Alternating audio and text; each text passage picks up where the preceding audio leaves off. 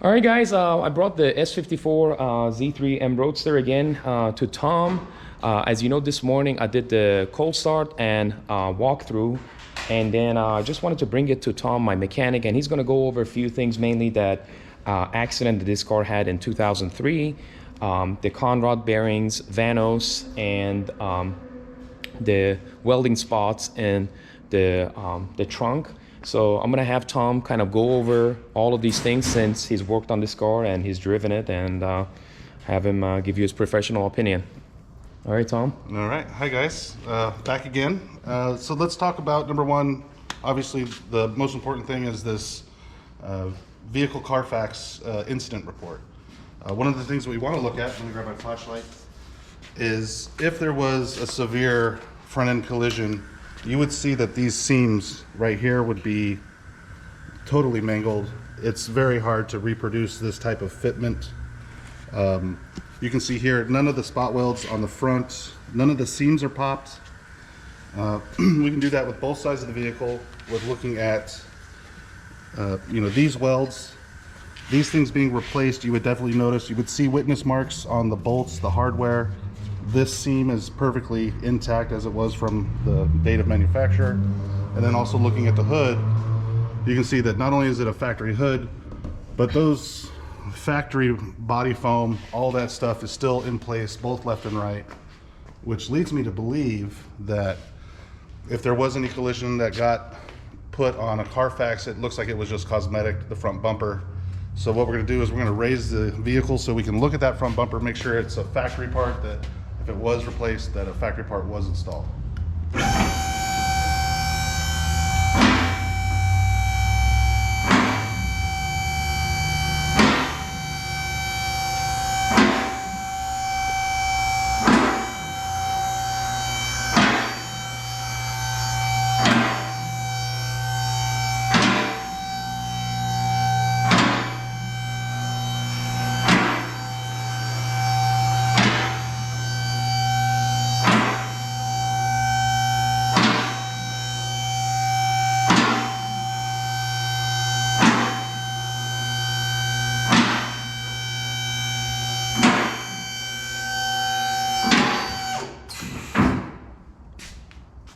Okay, so now that we've got it up in the air, what I wanted to look for was any sort of like overspray, if it was a repaint or a replacement. One of the nice things about German cars is that they put a part number on everything, which you can see here that this is actually a BMW part number. So even if it was replaced, it was done with a dealer item only. I really don't see any sort of witness marks. I keep using that word, but I really like it because when we're looking at things to see if they've been touched, damaged, played with, taken apart, put back together, you'll always see some sort of movement on the bolt. And I'll show you that when we get to the rear end, where you can see like this subframe bolt has never been taken out. There's no marks on it. I think anything that happened with the Carfax, this incident report, which was very limited, it just said, collision. I don't see anything front and rear that would lead me to believe that there's any kind of frame damage. Let's actually get up in here and take a look. You can see where those bump stops, those are all still factory. This seam right here would be popped open if it had been hit very hard. All of those spot welds are still in place and intact. Nothing's got any movement to it as far as where the subframe would shift, just because it's holding the weight of the motor. But let's go to the back and I'll show you what I'm talking about.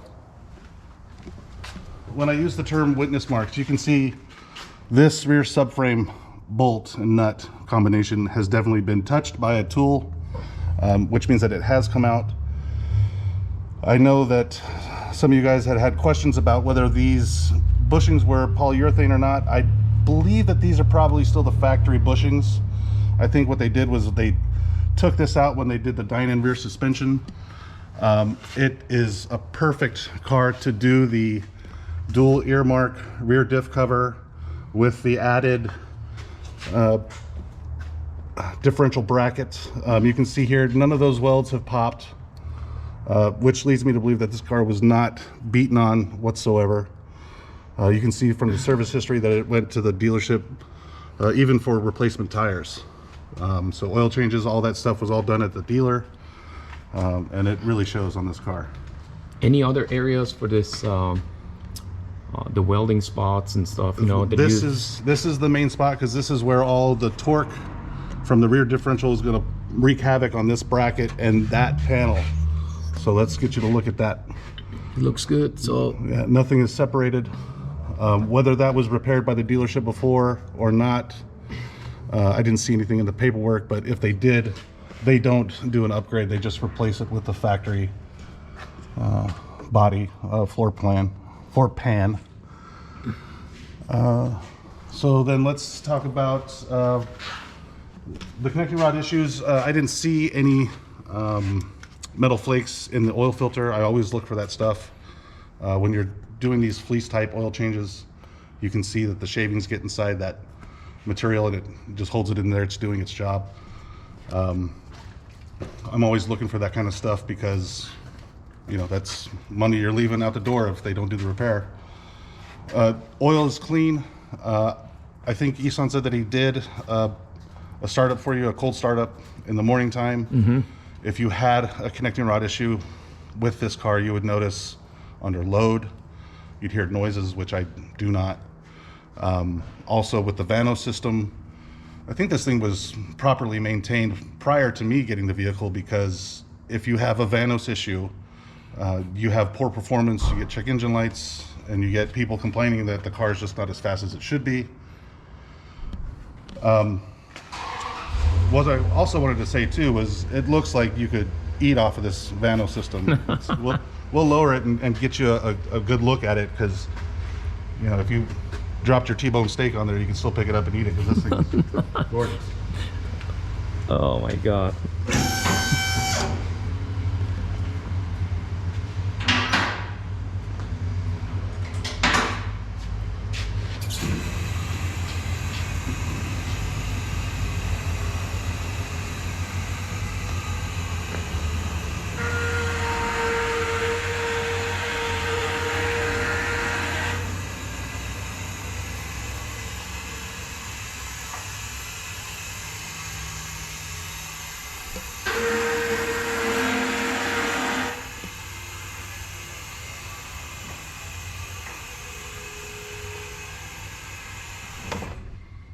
Okay, so here's the VANOS system, and like I said, you could eat off this thing. This is how it showed up when I received the vehicle. I thought, wow, that's somebody is taking care of this car. I mean, it's I would say 9.8 out of 10. This car is just perfect. I think whoever does buy this, you'll be very happy with what you get. It is definitely a prime example of what happens when you take care of your vehicle. You take it to the dealership for service, or you find a dealer bred mechanic to take care of these things. It's a prime candidate for that dual ear upgrade on the diff, if that's what I think it's called Randy Forbes. Randy Forbes. Yeah. Upgraded differential with the extra bracket. I can't weld, so that's if that were something that I would do, I'd go to the guy next door, give him, you know, $20 bill and a bottle of Jack, and have him do it for me. I know where my pay grade ends. But yeah, this is definitely a